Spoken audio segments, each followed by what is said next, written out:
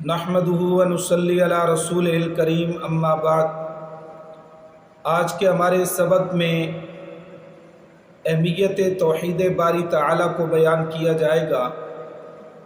اور ساتھ ساتھ 4 قسم کے لوگوں کے نظریے کا رد کیا جائے گا۔ پہلے قسم کے وہ لوگ جو کہتے ہیں کہ اگر سیدنا عزیر علیہ السلام کو اللہ تبارک و تعالیٰ نے پیدا نہ کیا ہوتا تو اس کائنات کو اللہ تبارک و تعالیٰ پیدا نہ کرتے۔ دوسرا وہ گروہ جو کہتے ہیں کہ اگر حضرت عیسیٰ علیہ السلام کو اللہ تبارک و تعالیٰ نے پیدا نہ کیا ہوتا تو اس کائنات کو پیدا نہ کرتے۔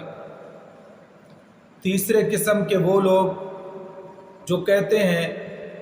کہ اگر امام الانبیاء صلی اللہ تعالیٰ علیہ وسلم کو اللہ تبارک و تعالیٰ نے پیدا نہ کیا ہوتا تو اس کائنات کو پیدا نہ کرتے۔ اللہ نے پوری کائنات کو امام الانبیاء صلی اللہ تعالیٰ علیہ وسلم کی ذات اقدس کے لیے پیدا کیا ہے۔ اور چوتھا وہ گروہ جو کہتے ہیں کہ اگر سیدنا علی المرتضیٰ رضی اللہ تعالی عنہ کو اللہ تبارک و تعالیٰ نے پیدا نہ کیا ہوتا تو خالق کائنات اس کائنات کو نہ بناتے اور نہ وجود بخشتے اور نہ پیدا کرتے اس کائنات کو۔ پوری کائنات کی تخلیق کی وجہ جو ہے وہ سیدنا علی المرتضیٰ رضی اللہ تعالیٰ عنہ کی ذات پاک ہے۔ تو سب سے پہلے میں یہ بات بتاتا ہوں کہ اللہ تبارک و تعالیٰ نے پوری کائنات کو جو پیدا کیا ہے تو وہ اظہار توحید کے لیے پیدا کیا ہے اور بنایا ہے، اور قرآن مقدس میں اس پر متعدد دلائل بیان کیے ہیں اللہ تبارک و تعالیٰ نے۔ مثلا پہلی دلیل یہ سورۃ الانعام ہے اور آیت نمبر ہے 73۔ اللہ تعالیٰ فرماتے ہیں وَهُوَ الَّذِي خَلَقَ السَّمَاوَاتِ وَالْأَرْضَ بِالْحَقِّ، وہ اللہ وہ ذات پاک ہے جس نے پیدا کیا آسمانوں اور زمین کو بالحق، لِإِظْهَارِ الْحَقِّ، حق کو ظاہر کرنے کے لیے، اظہار توحید کے لیے اللہ نے پوری کائنات کو پیدا کیا۔ اب اس آیت کریمہ میں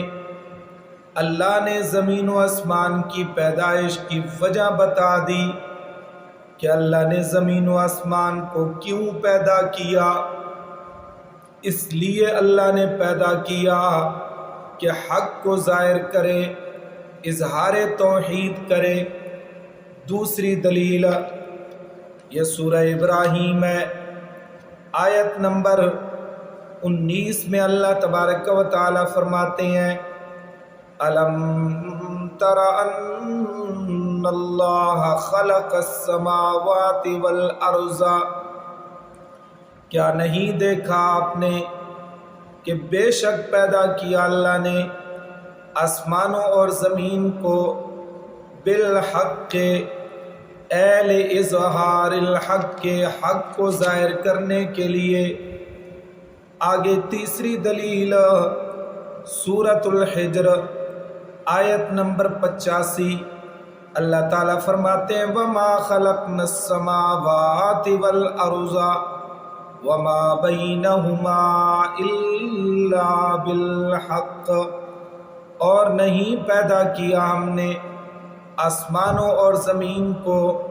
اور جو کچھ ان دونوں کے درمیان میں ہے، الا بالحق، مگر حق کو ظاہر کرنے کے لیے اللہ نے پیدا کیا ہے۔ آگے دلیل سورۃ الروم آیت نمبر 8، اللہ تعالیٰ فرماتے ہیں ما خلق اللہ السماوات والارض، نہیں پیدا کیا اللہ نے آسمانوں اور زمین کو، وما بینہما الا بالحق، اور جو کچھ ان دونوں کے درمیان میں ہے،